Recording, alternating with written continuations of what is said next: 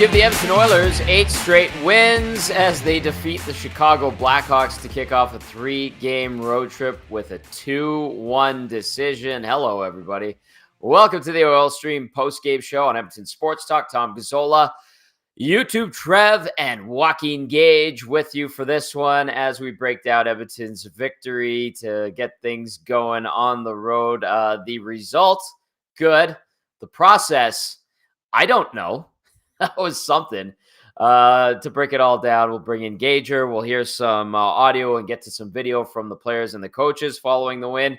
And, of course, we'll get your input, too, via the inbox and the nasty chat, 780-218-9999. If you have something to say about that Oilers victory, if you have something to say about the officiating, the video review process, what is goalie interference, what is offside, I don't know. The Latino Heat was texting me and he's like, did they get that right? And I genuinely don't know anymore.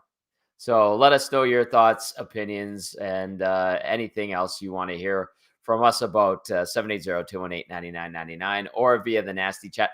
I see the nasty chat is fired up. Smitty the Welder coming in hot already says, this game, you could say Skinner maybe stole. Hello, Smitty the Welder. Yeah, he made some big saves for the Oilers in a non-eventful, weird, grinded-out type of game against the Chicago Blackhawks team that had one win in its last 6, albeit beating the Calgary Flames on Sunday 4-3. All right, let's get in our game analyst, Joaquin Gage, the one and only, as he joins us now. Gage, I really don't know how to describe this game. Like, I have some thoughts.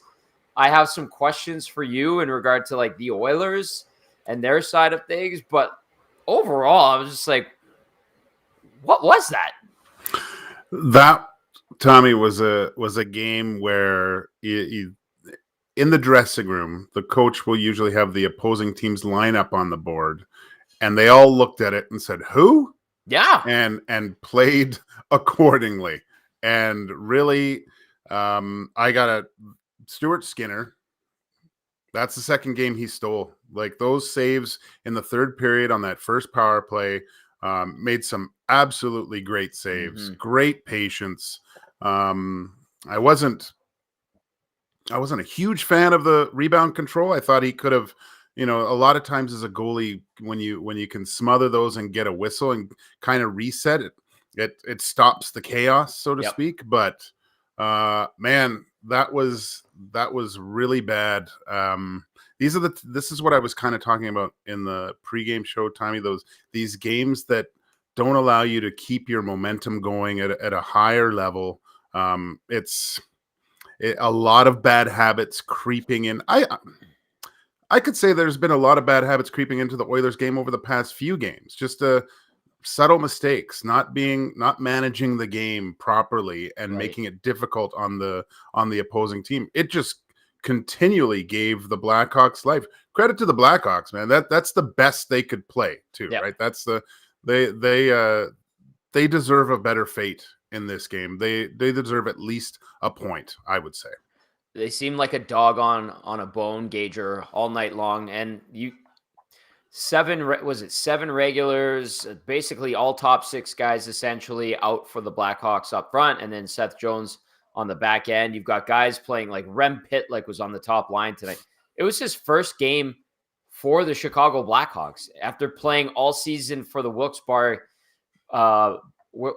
Penguins in the Penguins farm system. Like they were like, yay, Taylor Radish is back today. And I think it was like Joey Anderson. They were praising Joey Anderson. And I bet Oiler fans, myself included, as someone who's covering this game, going, oh, Joey Anderson, and we're excited about this?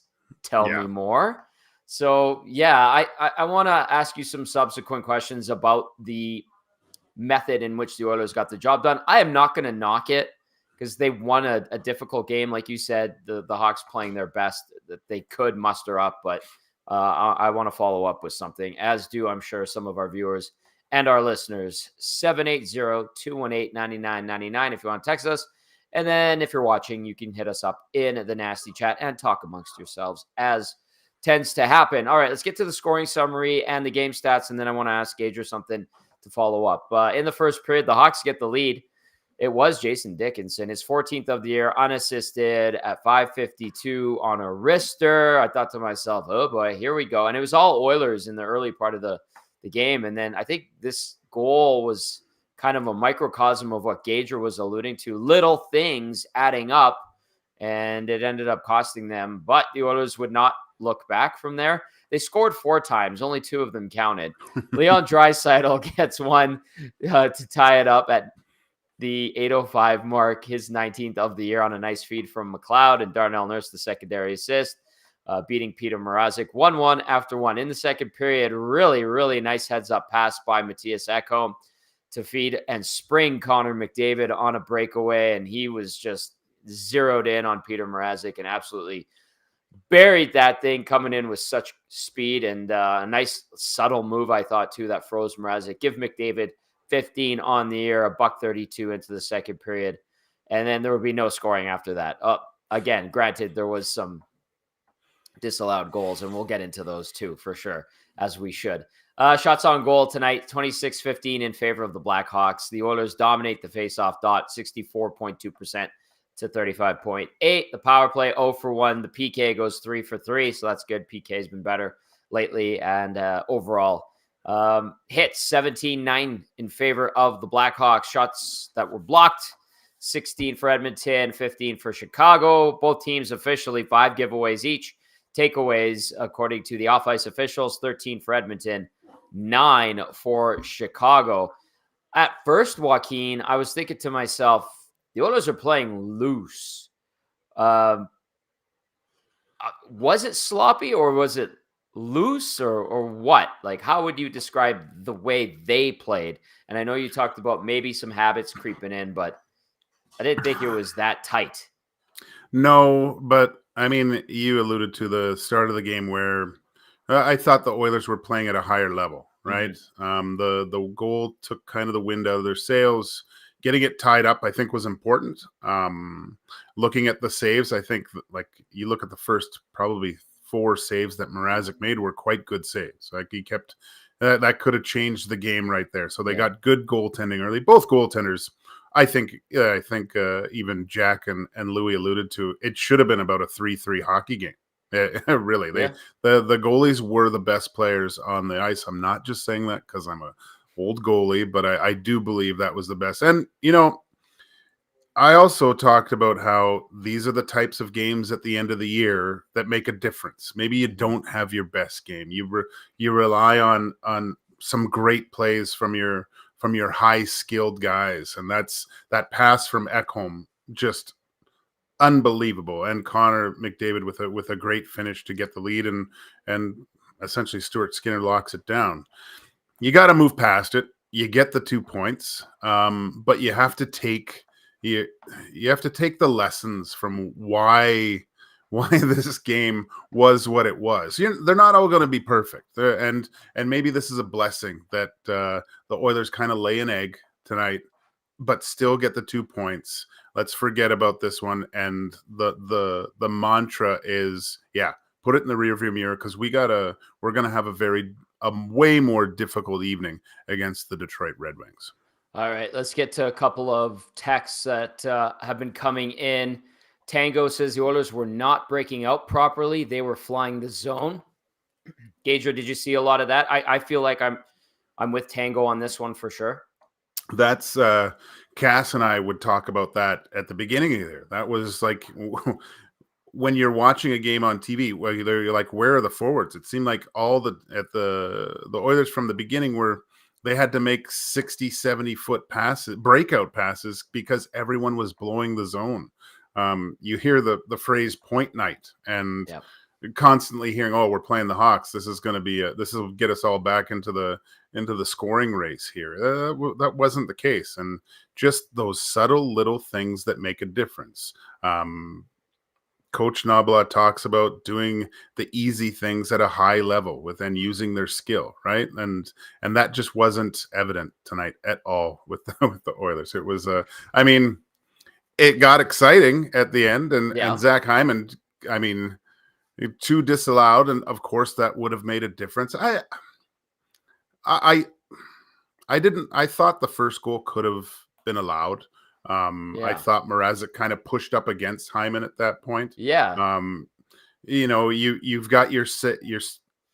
I like to get out above the crease. Like I like goalies that do that. But when you're initiating the contact, I don't know.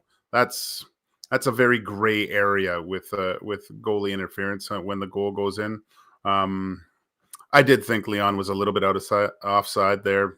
In a football aspect, it should have been onside. That would have been considered control because he did use his foot there, I think. But I don't know. It's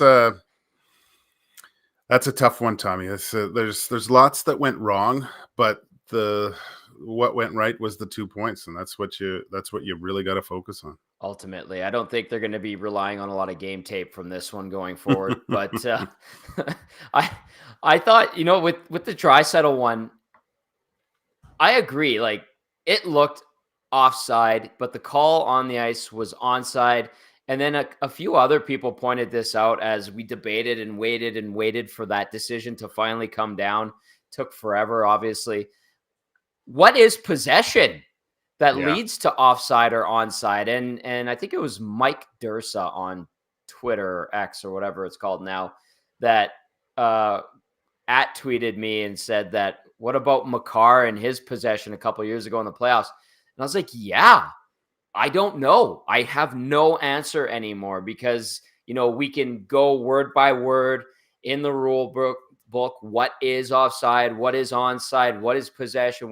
But then it's interpreted one way in one game, interpreted a different way in another game, year by year. There's variations, even though it's supposed to be clearly laid out by the rule of law in the guide, the rule book.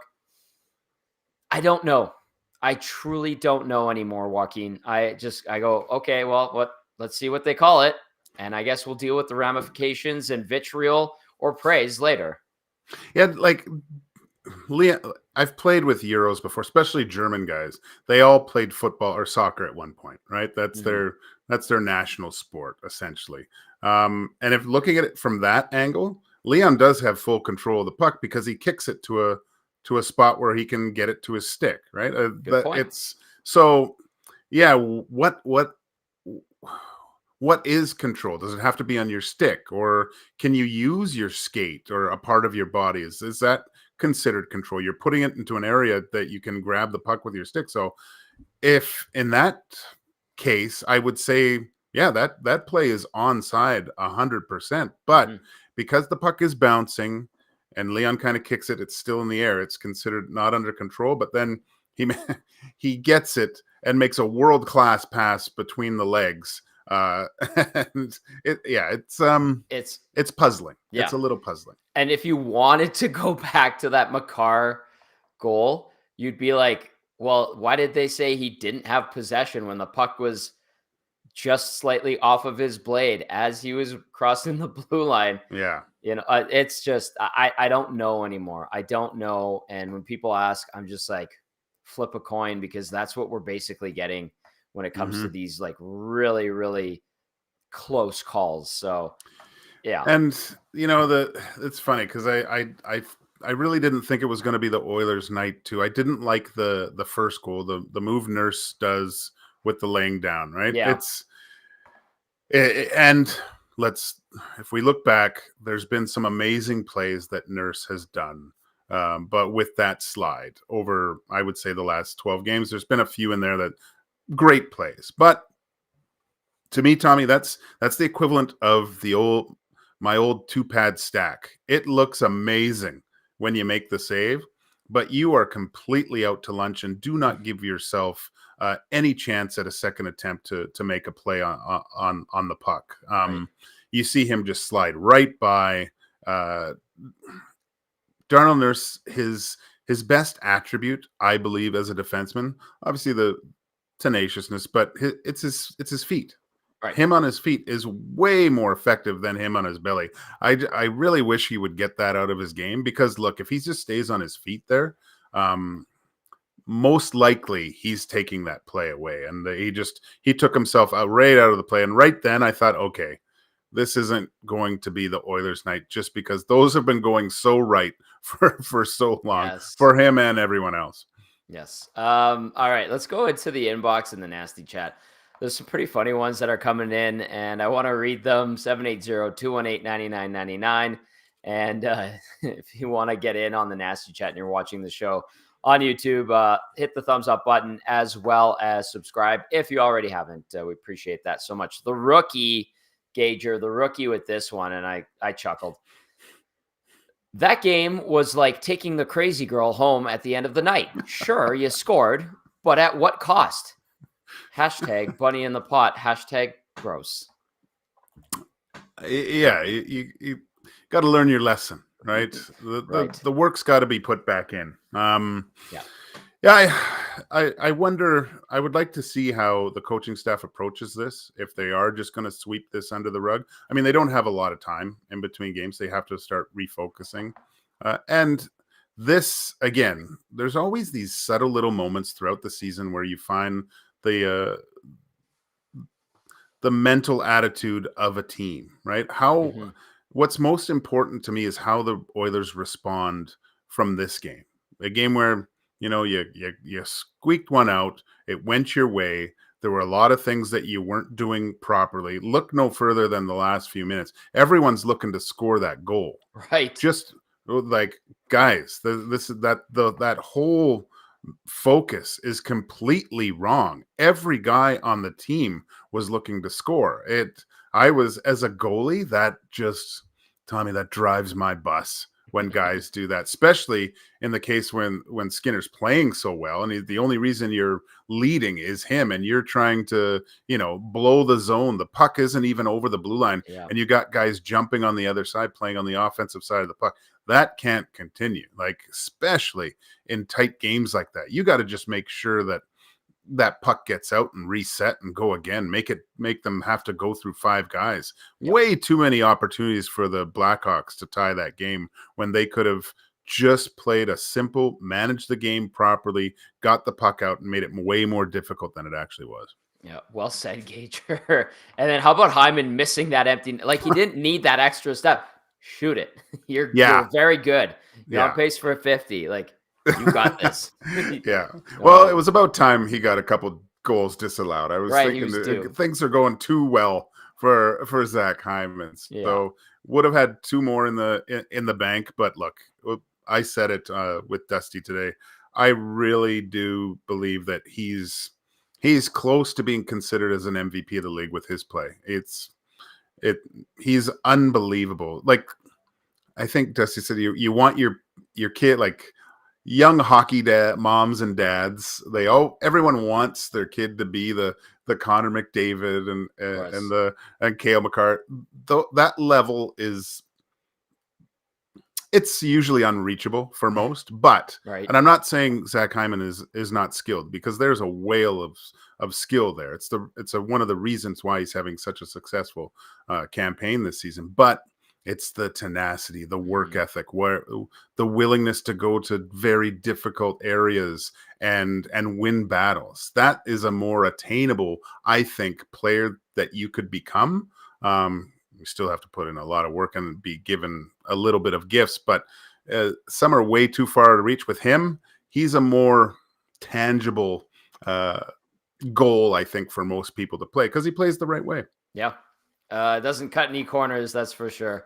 But Gager, so he had 2 that didn't go today for sure. In the empty netter that he whiffed, it missed wide, and then the one that they disallowed. And then I don't know if the redirection or the one that was called interference, did it hit him, or was that McDavid's goal? I couldn't tell. But so I suppose the hockey gods give it, and then they take it. So they owe him 1 coming up here, I would assume, after a night where they basically took away, let's call it 2.5, just to split the difference. Okay.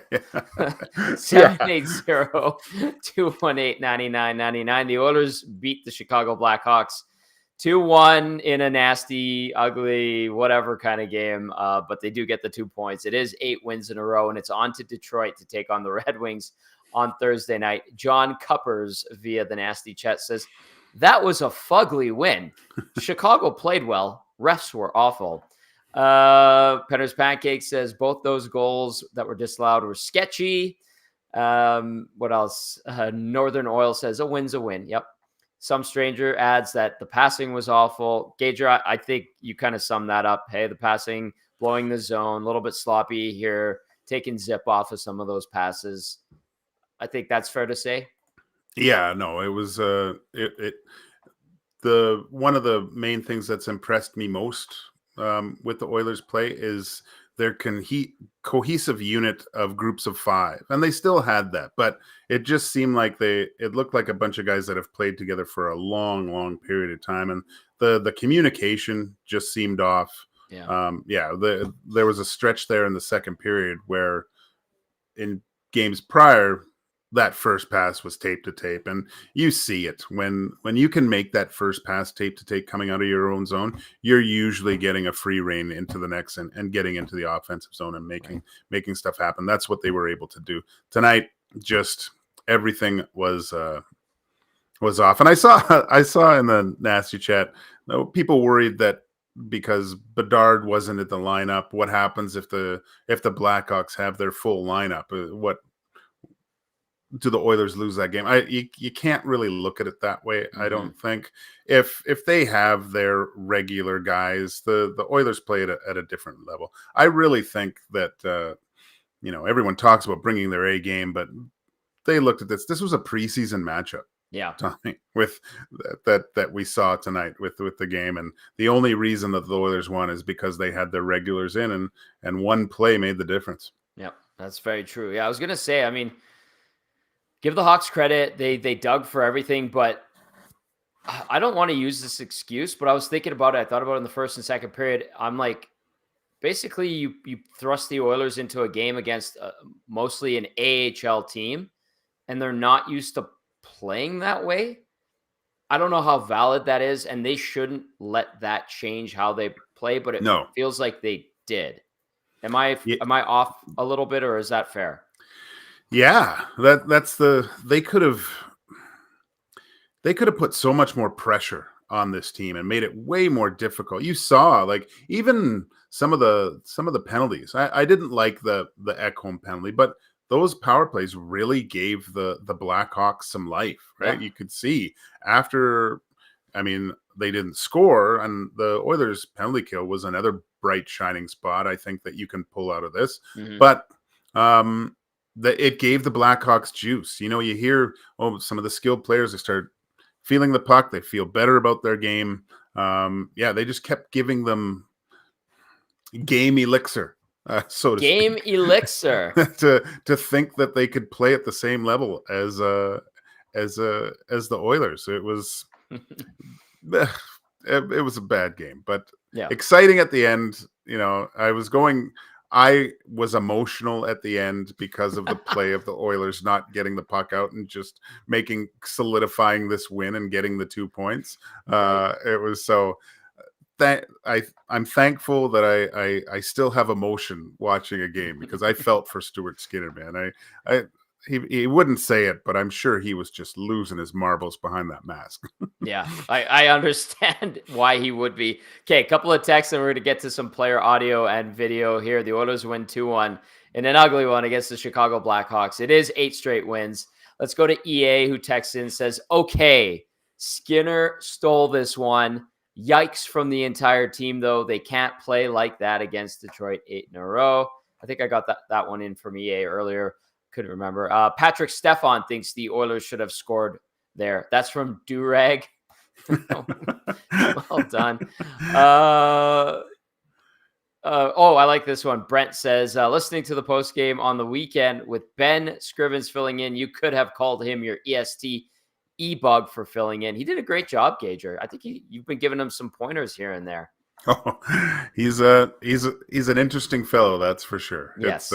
I love going to kind of charity events with him. Mm-hmm. He's one of a kind, I'll tell you that.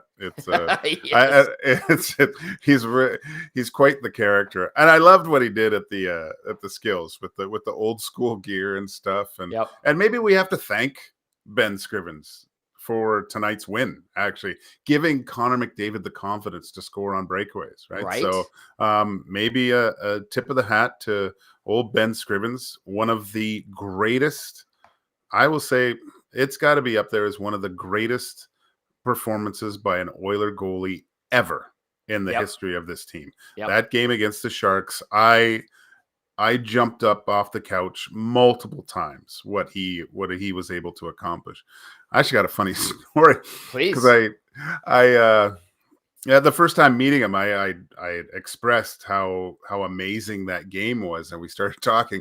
And of course, it being another goalie, we start talking about the terrible goals that we allowed. And I went into the whole story how Darren Quint scored 2 goals in 4 seconds on me in Winnipeg.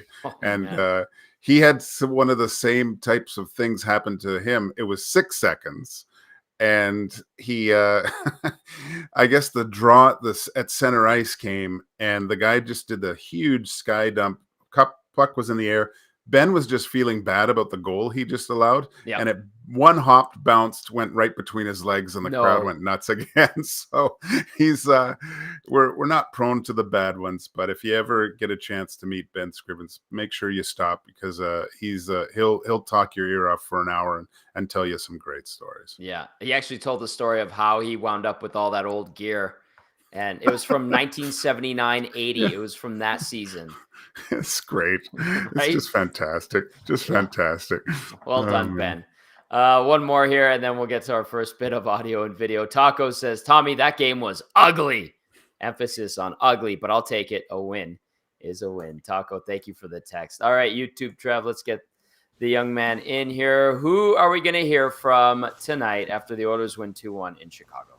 Yeah, I got Brett Kulak in the queue already, so here he is in Chicago. Tell us about a game that's an ugly game. 15 shots on goal, only 2-1. It turned out to be a grinder. Yeah, these are these are games we look forward to, I guess, coming in here, and it's a team who want to get the 2 points, and it was a weird one for sure. The atmosphere is a little different out there, and every guy on their team plays hard, and they're all good players. It doesn't matter. You bring guys up, whatever guys out of the lineup, you can still put together a good team. There's enough good players out there, and they played a good game, and we're happy to win the 2-1 game. Any way we can do it. We look at some positives, and there's things obviously we know we could be better. But those this allowed goals, did it feel like a 2-1 game on the ice though? Yeah, it felt like a tight game all along. They had a couple chances. We had a couple chances. Both goalies, I thought, played really well, and I thought it felt like a tight game throughout. Does the team get something out of that, winning that game, when you don't blow somebody out, when Leon and Connor don't get 5 points each, when it's a tight, hard game? Yeah, I think it's a good test of patience for sure throughout the game. You could easily sit here in each intermission thinking, oh, we should be smoking these guys, whatever, blowing them out by 5 goals. But we just kind of stuck to our process. Mistakes are going to happen in the game, and we just we stayed the course. We didn't get too out of control mentally. We just played our game throughout, and obviously Stu gave us a great performance. And Was it always game winning streaks? Is there a common thread between the two at all? I don't know. Yeah, once we get rolling and feeling our game, and like we are now, it feels like we can't lose. So we're kind of in that space right now, and you want to hang on to that and enjoy it and stack up the wins when you got that kind of mood. All right, there's Brett Kulak, a test of patience, a game of patience. That's kind of 2 in a row, Gager, because it was the same way against Ottawa on Saturday night, where you thought maybe we're going to get the over and there's going to be a lot of goals scored. There really wasn't. And it seemed like the Oilers stayed calm for the most part in that game Saturday. Today, maybe they got a little rambunctious and tried to do things like we've alluded to by cutting corners a bit. But I don't know. Brett Kulak's a very nice guy. And I think he was being very nice to the Chicago Blackhawks roster tonight in what he said there. Yeah, definitely. He alluded to it that, it doesn't matter who you play. And look, we talked about it before the game too, Tommy. These guys are trying to make an impression on the Blackhawks staff, like brass and the coaching staff, of how they can perform. I mean, they're going up against Connor McDavid and doing all these things. I just, you saw a very hungry team, and I'm kind of like Luke. I was a teammate of Luke Richardson, and you couldn't meet a better person. Like, just unbelievable guy. He's one of those guys that when he speaks, he didn't speak a lot, but when he did, you really listened, because you knew it was something special that he was going to mention in whatever that was. So he's got a team that was playing a brand of hockey that was looked to be almost successful against the Oilers. That's kind of encouraging to me. But look, the troubling thing is the fact that there's a level of play that the Oilers are able to get to that it's very difficult for other teams to. And I wish we would have just seen maybe 5-10 minutes more of that style of play. Really kind of play, I hate to say it, but it was playing to the level of the Blackhawks, where you could say the Blackhawks took the pace of the game and the execution to a higher level than the Oilers did on a more consistent basis throughout. So that's the troubling side. Hopefully it just it's a blip on the radar, because like I said, it's going to get a lot more difficult moving forward. Kudos to the Hawks for doing that. Oilers be better, basically, at the end of the day. Yeah. All right, who do we have next, YouTube, Trev? With 1 goal tonight, here is Connor McDavid. After coming out with 2 points after a game like that. Yeah, obviously not our best, but give them credit. They worked. They clogged things up. They played a solid game. Stu held us in, and I thought we did just enough to get a win. Is tonight a showcase of the team's growth and their versatility? Because you guys won a tight checking game that you guys probably wanted to open the door on a little bit, but you guys were staying patient and let the plays come to you. Yeah, I thought we had a couple calls not go our way, and I thought we did a good job of just staying in it. I know I've said that a lot lately, but, we kind of just found a way tonight. They're obviously banged up, young lineup, excited lineup. Those are sometimes the toughest games to play. They're a little bit scrambly, a little bit all over the place, and, I thought they played really well. For a team that you guys had that Makar goal go against you a couple of years ago, do you have an opinion on the Draisaitl one? That's all similar? What did you think of that? I do. I mean, obviously, if it takes you 15 minutes to determine if it's offside or not, it probably doesn't really matter. I talked to the linesman after. Ultimately, it's not their call, I guess. Obviously they said it came down from the league, but you zoom in, you keep zooming in until you can't zoom in anymore, and I guess it's offside. So, you know what? These are calls that change games, and ultimately it didn't go our way. That was a big call. It would have really hurt them, and I thought it should have been onside. I mean, it's kind of possession too, right? Like the argument of possession. That whole debate can start again. It was such a close one. You'd like to see it. I think the NHL uses the analogy dead wrong, right? If it's dead wrong or something like that. I don't know what they say. Like, they want it to be clear and obvious, right? That one's certainly not clear and obvious. Fair. Did you go ahead? Bedard probably feels like it's the end of the world, as a rookie, and you sort of went through it as a rookie too. Is there anything you learned or any advice you can pass on to what he's kind of going through? Yeah, it sucks. It really sucks. I've been in his shoes before. There's no other way to say other than it's a bad feeling, but things pass. He'll get healthy. He'll play at the top of his level again this year. So to just stick with it and be positive and be a good teammate and enjoy the recovery process, because it can be fun and it can be exciting to get healthy again. Is this a game that, I don't know if you guys always won this game. Only 15 shots on net, a couple of goals come back, a frustrating, pesky opponent that kept badgering you. Yeah, I don't know if you won this game all the time 2-3 years ago. What's changed? Yeah, I think that narrative around our group, obviously, it seems to be that we can't play these tight checking games, but we're a team that has won 100 games over the last 2 years, and have won 16 of our last 19 games. We know how to win hockey games all sorts of different ways. So we hung in there. We played against a scrappy team, a young team that's got some real good players on it, and found a way to win. That's ultimately what it is. Is there a commonality between these 2 8-game winning streaks? Yeah, I think you just get into a rhythm, right? And you find ways to win games. Tonight's not our best, and we found a way. Yeah, it's just kind of a rhythm that it's a feeling in the room, and it feels good to put them together. We needed to, obviously, after our start.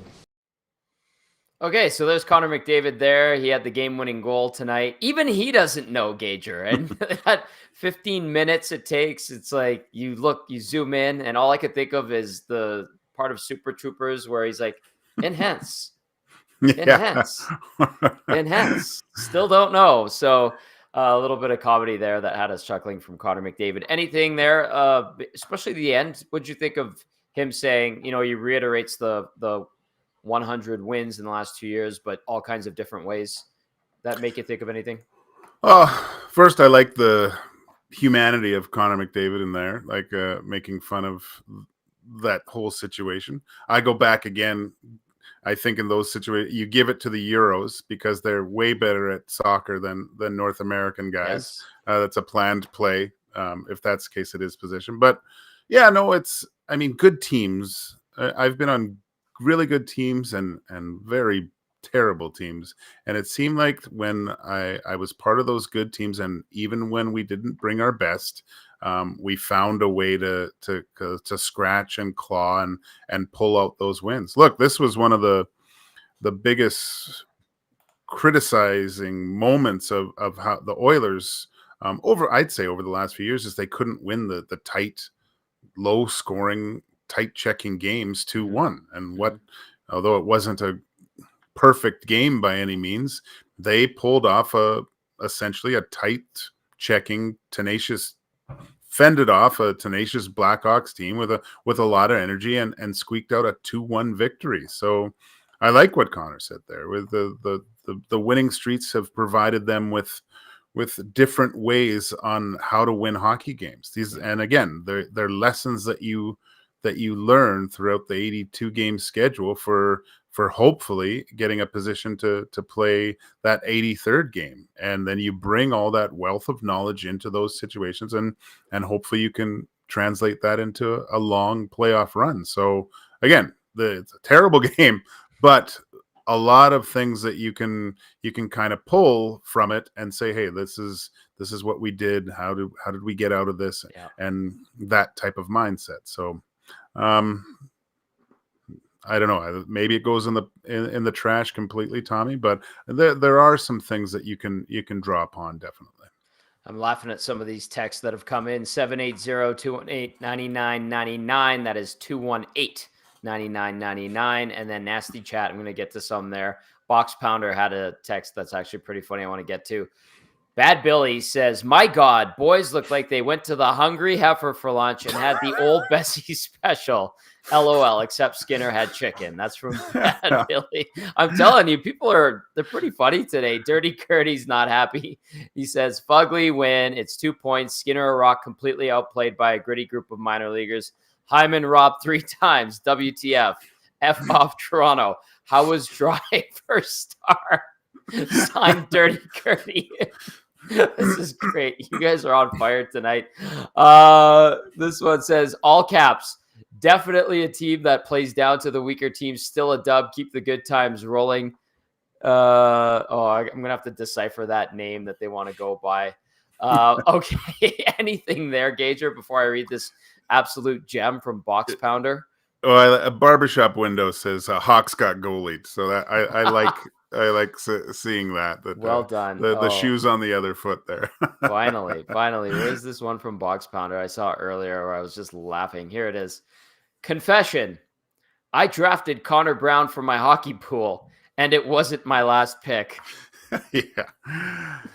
Yeah, that's another question. We're still on the watch. The Connor Brown goal watch goes to another game. So Yeah, I mean, we hearing him talk about before the game that this is fun. If this is fun for Connor Brown, No. man, I'd love to see his party, because that's just got to be awful.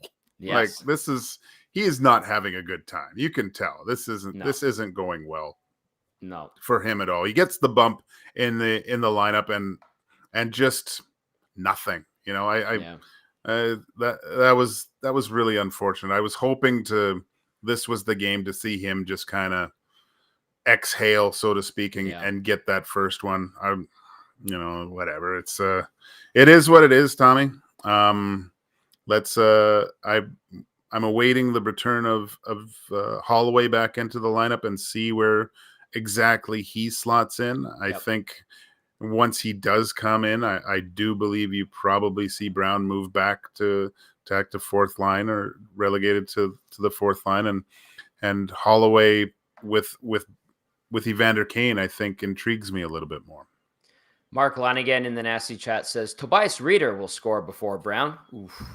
And then Canadian Minion says Stu played solid. They did not break. All right, YouTube Trev. I think we have one more clip to get to. What do we have? Yep. Last but not least, here is head coach Chris Knoblauch. You kind of make of the way the team fought through whatever they had to get through in order to get another win. Yeah, no, I think we were just good enough to get the win, and definitely wasn't our best game. I wasn't Picasso by any means, but those sometimes you have to gut those out. We've lost games that I felt like we should have won, and tonight, I think Skins was outstanding. I think he really saved us and played really well. Came with some big saves, and especially late in the game. But we know we need to get better than that, so we'll take our 2 points and move on. As everyone kind of waits for the reviews, particularly on the Leon Draisaitl call, do you feel like you have an idea of what the call will be, or what you think it should be, or what goes through the process as you await it to happen? Well, it's tough. We get coaches, we get about 30 seconds to decide if it's a good goal or not, and I'm not sure how long they get to decide. So we're at a little bit of a disadvantage, but I'm not going to argue with the outcome of either one of those. So it was a tough one, but I'm sure they feel they got the right call. As a coach, when your team, you only get 15 shots on goal, you have some adversity, a couple goals come back. The other team's a pesky group, they're pushing you. Even though it maybe doesn't look so great, is this a good win in its own way? They're all good wins. Anytime you get 2 points, especially this time of year, it's an 82-game schedule. It's hard to get up and play beautifully every game. I'd be a little concerned if we hadn't been playing very well in the previous 3 or 4 games. I don't think that's the case tonight. I don't think we played very well. But a lot of credit should be given to the Blackhawks. I thought they played really well. Didn't give us much room.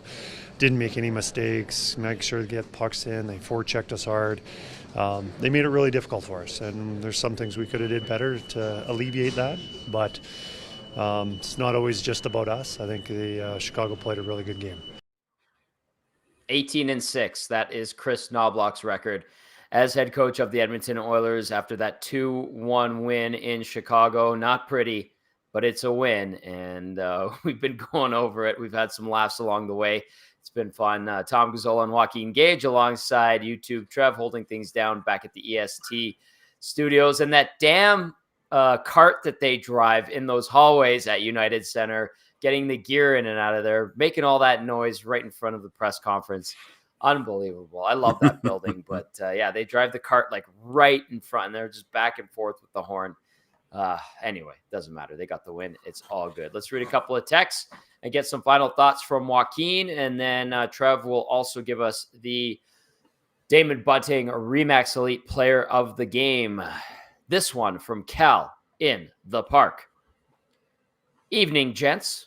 Thoughts after tonight's game. 1, how good of a coach is Luke Richardson? His AHL team almost beat the Oilers. 2, how good is Stuart Skinner? He made at least 10 A-level shots tonight and kept the Oil on the game. 3, second bad game by the Oil, but still get the win. Thanks to Stu. Are you worried? Should we be as fans? Why do they get so much bigger in their heads when they are doing well? That's from Cal in the park. Joaquin, I will defer to you on those last 2 points. Well, you can't everything like Knoblauch said it there. They're not all going to be gems, right? You can't. There's going to be games where you just don't have it. You don't have your best stuff. It's what you take advantage of those situations. What you can muster from that, I think, is the sign of a good team. Again, we're getting the 2 points is. It doesn't matter. That's the end result. That's what you want to see. Obviously, you want your team playing at a certain level that's going to bring success more so than not over the course of a regular season. But like the Oilers have been going quite well. I do like. I've said this before. The maturity level of these guys now. I think you don't see the. Hopefully, you don't see the lapses, right? They'll say, okay, let's tighten the lug nuts here on the car and put the soft tires on and really go for it going forward here, right? So, yeah, you want to finish on the front row for sure, and they've done such a good job, and with again, these points from the Blackhawks. They're going to rear their ugly head and beat some teams down the stretch here. That's going to make the difference with some teams making it and some teams not. So take as many points as possible from those low feeding teams. Old adage you always hear in dressing rooms again is you beat the teams that are below you, right? Yeah. Keep beating the teams below you. Don't let them snag those points. And by the end of it, you should find yourself playing for something special at the end of the year. The Liquid Beaver says, Tommy, boys, there wasn't enough 6 o'clocker loggers in my fridge to enjoy this game. Brad from Crossfield just wants to know, how did they not have Stu as a star tonight? I'm looking through the official game sheet here. I've got it right here. 3 stars. Excuse me. Connor McDavid, Leon Draisaitl, and Jason Dickinson. And it doesn't say who selected them, but I don't know how you don't pick Stu Skinner tonight.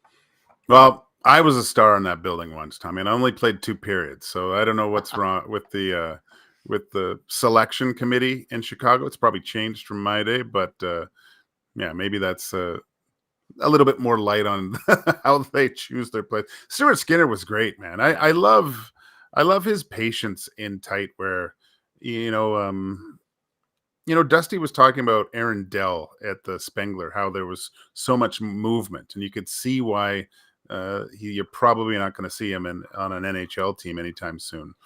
Stuart Skinner, just the patience to stay like square and stable and taking away the bottom part of the net, making guys do something special to get the puck past you. Really impressive game by Stu, because you could see the chaos going on around him, and he was able to calm that down. That's an unbelievable trait for a goalie to have for your defenseman, just to see how calm he is back there. He's not swimming and creating extra work for your teammates. Yeah, really, really solid game by Stuart Skinner. Awesome. No clue how they don't put him on the 3 stars. Now, I do know that sometimes I think here in Edmonton, they just let Sportsnet or whoever the broadcast team is pick the 3 stars. There was a time where they would give us a little sheet of paper at the 10-minute point of the third period and say 3 stars, 3 stars, 3 stars, and then they tabulate. They don't do that anymore. And then there were buildings that still did that, but it's starting to go by the wayside. They're just getting lazy with it. So what do you think, Tommy? Like, looking at the standings now, that's 8 wins in a row. Los Angeles has lost 6. Nashville's lost 1. Oilers could 3 games in hand on Vegas. Yep.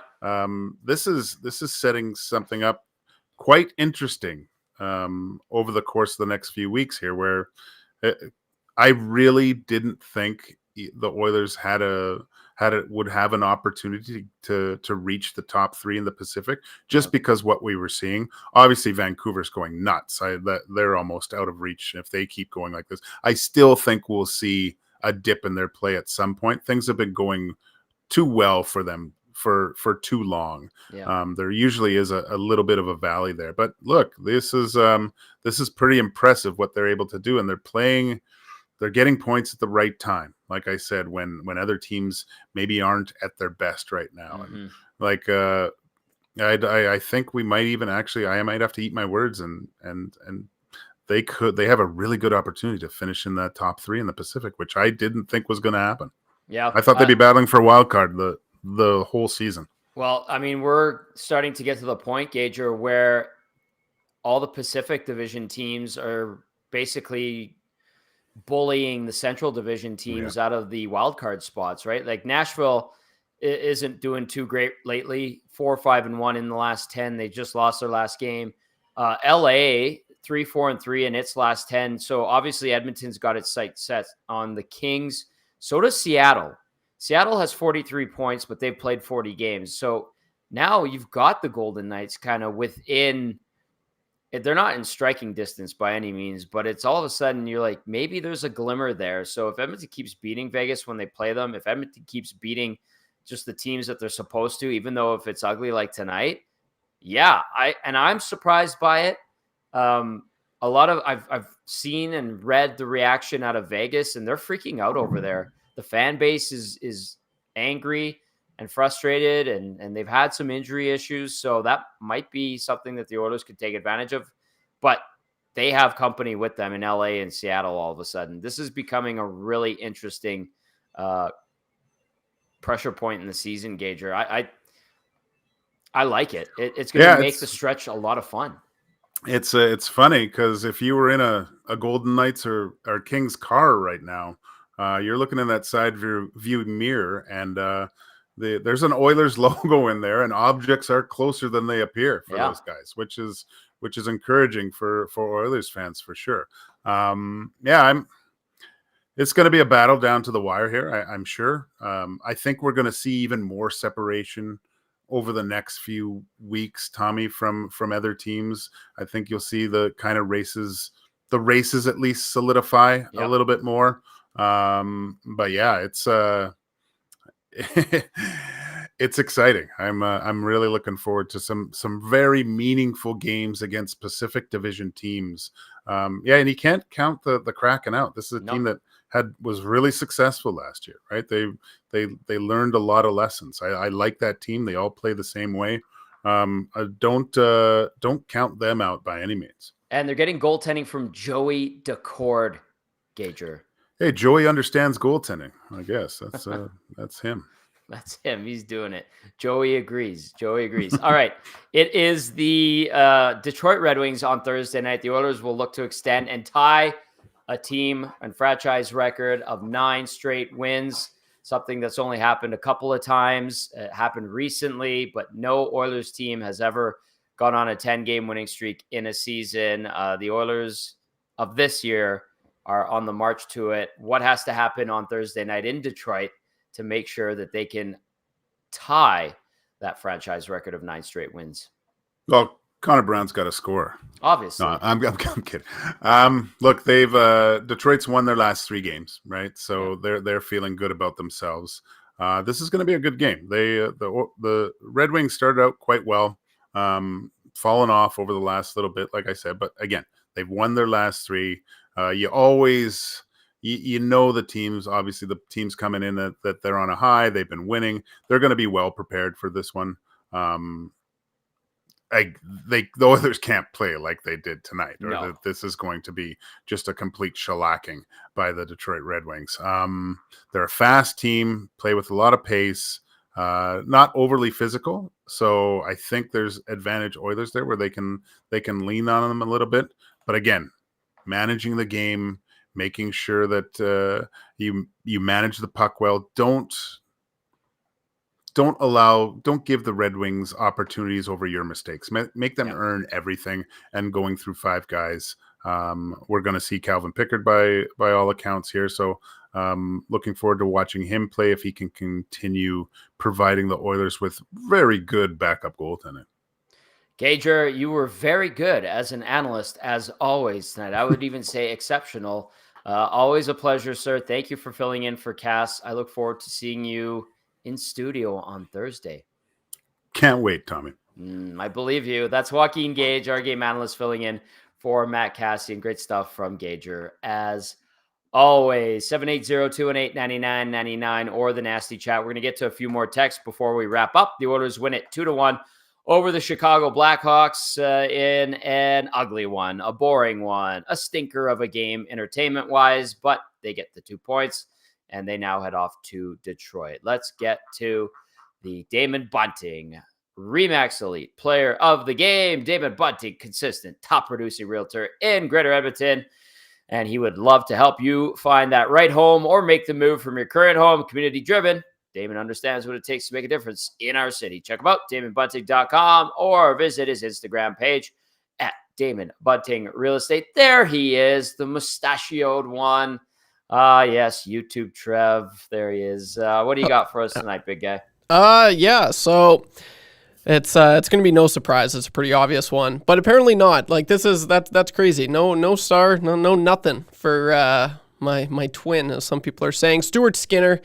What an unbelievable performance here that he had tonight, Tommy. It's so encouraging to see just again and again. And just looking at his save percentage tonight, 9.62. Yeah, that's awesome, but it doesn't just stop there. 9.67, 9.46, 9.29, shutout, and then 9.12. So it's his last 6 starts. He's been absolutely lights out. He's, Gager talked about it. His rebound control, everything. He's just looking so good, and it's going to be amazing. It's huge. It's huge for the Oilers. They're I wouldn't say they're relying on him, but he's saving them. He's making some huge saves, and he's looking so good doing it. So, Stuart Skinner, attaboy, buddy. You are the Damon Bunting Player of the Game. Nicely done, YouTube Trev. Very nicely done. All right, let's wrap up with some texts. Displaced you, Connor says, can the Oilers finally get that elusive 10-game win streak? It's possible. They're on the right path. Sean says, holy smokes, who knew McDavid's a meme generator? That 3-minute clip had so many possible memes. Matt says, hey guys, my thoughts on the game. 1, they aren't all going to be pretty wins. 2, Skinner kept us in that game, probably won it for us. 3, hindsight is always 20/20, but they should have challenged that goalie interference. 4, I don't think there was a conclusive evidence to overturn the call on the Hyman goal. Whatever the call on the ice would have been, should have stayed. Keep up the good work. From Matt. Matt, thank you for the text. Appreciate that. This one from Pindo? El Pindo? This one says, that disallowed offside goal is exactly why that rule needs to change. El Pindo, who misses 1260. Yes, indeed. But we're off to a good thing here at EST, and thanks for coming over from 1260. We appreciate it. Kenworth Kelly says the Hawks made it close, but let's face it, in a 7-game series, they'd be lucky to get 2 wins against the Mighty Oil. LOL, take the 2 points. Get out of Dodge. West End Rob says, boys, will the league listen to these common sense comments by Connor on the offside call? Are Oiler fans overly sensitive to these calls because they seem to always go against the Oilers, except Coleman goal in 2022, West End Rob? I don't think the league will listen to McDavid. And are Oiler fans overly sensitive to these calls? They're very passionate, is what I would say, about every call. And I don't know. I think they're very passionate. I'm just going to leave it at that. And it makes my job fun. And that's why I love doing what I get to do. Thank you for the text, West End Rob. The Doc says, McDavid going that hard about the inconsistency of offside calls should be so embarrassing to the league. Oh, yeah. Well, the league gets to deal with it on a nightly basis from guys of lesser ilk than McDavid, but I'm sure that those comments fly in pretty much every night. Brad the Optician says, why does the NHL try everything in their power to avoid goals? More goals equals more excitement, which equals more interest in your game, which equals more money for your league. That is very true, Brad. This one from Ryan in Saskatchewan says, Chicago has a really great nightlife, even the night before a game. Ryan from Sask. Yeah, it's one of my favorite cities to visit. Tom Dixon's mustache says, this is what has always plagued this team. If this team had a killer instinct, they would have ended this game after 1. Instead, they came out like they were playing for their 6-year-old cousin or playing against their 6-year-old cousin in mini sticks, only 10% effort. Harry Manback, what a name, says the penalty kill was good, but everything else about that game was horrible. Skinner, Harry Manback, Skinner. He was very good. Timber Woodsman says, glad they won. but that was a turd. Hopefully a one-off game. And Calgary Glenn says, "This ain't pretty, but I'll take it anyways." Just like my wife. Oh, Calgary Glenn. Who would have thought that the team that got goalie tonight would be the Hawks? Skinner was awesome tonight, and we needed him to be. Take the 2 points and run. All right. Final thoughts from YouTube, Trev. Yeah, I mean, it's 2 points, right? It was an ugly game, a little bit of a sleeper. I'm not gonna lie, I did kind of take a snooze in the second period there, but yeah, they got it done. That's 8 straight. They don't ask you how, they ask you how many, as Louis DeBrusque always says. So they look ahead. You know, Knoblauch said it's a win, right? So they look ahead to Detroit, where hopefully they get the 9th straight win, where they've only done that a handful of times in their history. So, yeah, that's pretty well all I got. Definitely, they got to play quite a bit better, I'd imagine. But like Gager said, credit to the Blackhawks, because they kind of brought it, right? They I don't know how much it was of the Oilers sucking tonight, or the Blackhawks just really bringing it. And I think in the third period, the Blackhawks just wanted it more. So yeah, I'll just leave it at that. But it's gonna lead to a huge good game against the Red Wings on, what is it? Thursday. Let's go. Yep. You're done. You've worked enough today. You're ready to go home. Yeah, I'm a little tired today, Tommy. I'm not gonna lie. All right. Well, that being the case, we are gonna say goodnight. The Oilers get the win, 8 in a row, 2-1 victory over the Chicago Blackhawks. We are back here on Thursday night. Myself, YouTube, Trev, and hopefully Matty Cassian. We are on the air at 3:30 p.m. Mountain Time as the puck drop goes at 5. All right, a big thank you to everyone who tuned in, texted in. You know we love you and appreciate you. Until tomorrow, ciao for now. Have yourselves a great night. Stay warm, everyone. Drive safe.